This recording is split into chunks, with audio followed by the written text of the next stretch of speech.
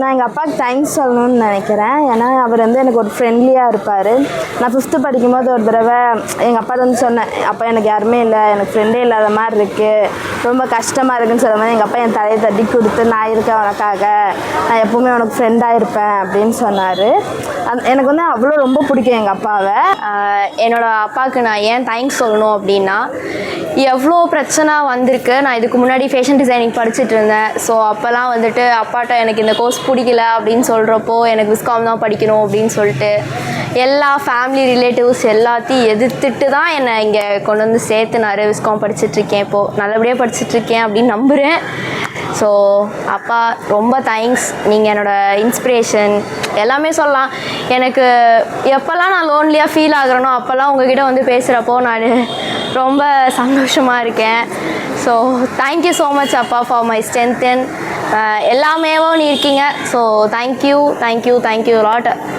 So நான் என் அப்பாவுக்கு thank பண்ணணும் அப்படின்னு நினைக்கிற விஷயம் அப்படின்னா, இப்போ நான் எங்கேயாவது வெளியே போகிறேன் அப்படின்னு சொன்னால், ஓகேம்மா போயிட்டு வா, பார்த்து போயிட்டு வா, அமௌண்ட் வேணால் நான் போட்டு விடுறேன் அப்படின்னு சொல்லுவார். மற்றபடி எதுவும் ஏன் போகிற, எதுக்கு போகிற, அந்த மாதிரி எந்த கொஸ்டின்ஸும் கேட்க மாட்டார். ஸோ அதுக்காக தேங்க்யூ. அப்பாக்கிட்ட இருந்து நான் கற்றுக்கிட்ட ஒரு விஷயம் அப்படின்னா, எல்லாத்துக்கும் ஹெல்ப் பண்ணணும் அப்படின்றது. நான் எங்கள் அப்பாவுக்கு தேங்க்யூ சொல்லணும் அப்படின்னா, ஃப்ரெண்டுனா நம்ம வந்து நல்ல ஒரு பாண்டிங் ஆகிட்டோம் அப்படின்னா நம்ம ஃப்ரெண்டுக்கு தேங்க்யூவே சொல்ல மாட்டோம். அதே போல் தான் எனக்கு எங்கள் அப்பா வந்து நல்ல ஒரு பெஸ்ட்டு ஃப்ரெண்டு.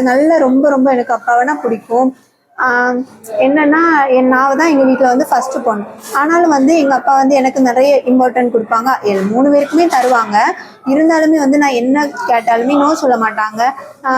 இது தப்பு அப்படின்னா அதை சொல்லிட்டு 2வது வந்து நீ பண்ணு அப்படின்னு சொல்லுவாங்க. நான் எங்கள் அப்பாவுக்கு எதுக்கு தேங்க்ஸ் சொல்லணும்னு நினைக்கிறேன்னா, எங்கள் அப்பா நான் என்ன ஒரு ஹார்ட் சுச்சுவேஷன்ஸில் இருந்தாலும் எங்கள் அப்பா வந்து எனக்கு சப்போர்ட்டிவாக இருப்பார். என்ன மாதிரி எக்ஸ்ட்ரீம் நான் ஹார்ட் சுச்சுவேஷனில் இருந்தாலும் எங்கள் அப்பா எனக்கு எப்போவுமே சப்போர்ட்டிவாக தான் இருப்பார். ரொம்ப தேங்க் பண்ணுவேன். ஏன்னா நான் வந்து என்ன கேட்டாலும் வாங்கி தரீங்க. அதே மாதிரி நான் எப்போ கொஞ்சம் ஸ்ட்ராங் பண்ணால் கூட நீங்கள் வந்து சப்போர்ட் பண்ணுறீங்க. இந்த விஷயம் ஏதாவது போச்சுன்னா இன்னும் அடுத்த வாரி பார்த்துக்கலாம் அப்படின்றீங்க. எனக்கு பிடிச்ச விஷயம் வந்து நீங்கள் ஹார்ட் ஒர்க் பண்ணுறது, அதே மாதிரி எனக்கு சப்போர்ட் பண்ணுறது. எங்கள் அப்பா கிட்ட எனக்கு ரொம்ப பிடிச்ச விஷயம் என்னன்னா, ஆக்சுவலாக வந்து எங்கள் அப்பா வந்து இது எப்போ பார்த்தாலுமே வந்து ஒரு மாதிரி சப்போர்ட் பண்ண. ஃபர்ஸ்ட் ஆஃப் ஆல் என்ன பண்ணுவார்னா, நெகட்டிவாக பேசுவார். அண்ட் சேம் டைம் ஸோ நம்ம பையனுக்கு பிடிச்சிருக்கு, ஸோ அவன் பண்ணட்டுன்னு சொல்லிட்டு செகண்ட் டைம் என்ன பண்ணுவாங்கன்னா, எனக்கு என்னென்ன வேணுமோ எல்லாமே அவங்க பண்ணி கொடுப்பாங்க. அந்தமாரி என் லைஃப்பில் ஒரு டைம் நடந்துச்சு. அதனால் எங்கள் அப்பாவுக்கு அந்த விஷயத்துக்காக தேங்க்ஸ் சொல்ல ரொம்ப கடமைப்பட்டிருக்கேன். எங்கள் அப்பாட்ட சாரி சொல்லணும்னு நான் நினச்சேன்னா, அவர் வந்து டா போட்டு கூப்பிடுவேன். அப்புறம் அவர் எனக்கு ரொம்ப பிடிக்கும். அவர் என்ன ஏதாச்சும் ஒரு வார்த்தை சொல்லிட்டாலுமே எனக்கு ஒரு மாதிரி கஷ்டமாக இருக்கும். நான் ரொம்ப ஃபீல் பண்ணுவேன் அந்த டைமில். ரொம்பவே எங்கள் அம்மாட்டெல்லாம் அவ்வளோதான் நான் சொல்லி அதை ரொம்பவே கஷ்டப்படுவேன் அந்த டைமில். அப்புறம் எங்கள் அப்பாவுக்கு நான் ஒரு சாங் டெடிகேட் பண்ணோன்னா, என் முதல் நாயகன் அவர். எனக்கு அந்தளவுக்கு எங்கள் அப்பாவை ரொம்ப பிடிக்கும். ஹாப்பி ஃபாதர்ஸ் டே. எங்கள் அப்பாவுக்கு நான் சாரி சொல்லணும்னு நினைக்கிறேன். அது எதுக்குன்னா, வீட்டிலலாம் எல்லாம் சண்டை பிடிச்சிட்டு இருப்பேன். எல்லாம் சண்டை பிடிச்சி திமுறா எல்லாம் பேசுவேன். நல்லா பேசிட்டு நிறைய நாள் இதுக்கு வேண்டி ரெக்ரெட் பண்ணியிருக்கேன். காலையுமே சண்டை பிடிச்சிட்டு நைட்டெல்லாம் எடுத்து அழுதுருக்கேன். அப்போவே சாரி கேட்கணும்னு நினைப்பேன். ஆனால் கொஞ்சம் ஈகோவாக கூட இருக்கலாம், சாரி கேட்க எல்லாம் தோணாது. இப்போ கேட்க எல்லாத்துக்கும் சேர்த்து சாரி டேடி. நான் எங்கள் அப்பாவுக்கு எதுக்கு சாரி சொல்ல நினைக்கிறேன் அப்படின்னு கேட்டிங்கன்னா, நான் நிறையா சின்ன விஷயம்லாம் பண்ணுவேன். அப்போ வந்து எங்கள் டேடி அதை பின்னாடி பேக்ரவுண்டில் எதாவது எனக்கு சப்போர்ட்டிவாக பண்ணுவார். ஆனால் நான் அதை புரிஞ்சிக்காமல் எங்கள் டேடி கிட்ட போய் கத்துவேன். எதுக்கு இப்படி பண்ணீங்க, ஏன் அப்படி பண்ணுறீங்க, என்னை ஃப்ரீயாகவே விட மாட்டிங்களா அப்படின்னு சொல்லிட்டு எங்கள் டேடி கிட்ட கத்துவேன்.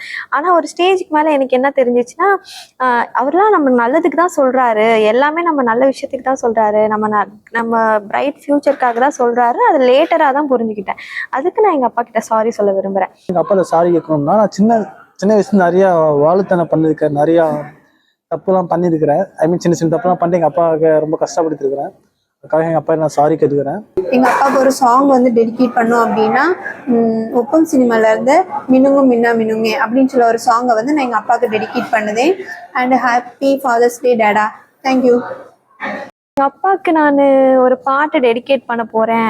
அந்த பாட்டு என்ன என்னன்னா விசுவாசம்லேருந்து கண்ணான கண்ணே கண்ணான கண்ணே என் மீது சாயவா, அந்த பாட்டு தான் நான் எங்கள் அப்பாவுக்கு எப்பவுமே டெடிகேட் பண்ணுற ஒரு பாட்டு. அந்த ஹாப்பி ஃபாதர்ஸ் டேப்பா. ஹாப்பி ஃபாதர்ஸ் டே அப்பா, ஐ லவ் யூப்பா. Happy father's day to my father, my hero. Happy father's day அப்பா. ஹாப்பி ஃபாதர்ஸ் டே அப்பா. ஹாப்பி ஃபாதர்ஸ் டேப்பா. Happy father's day daddy.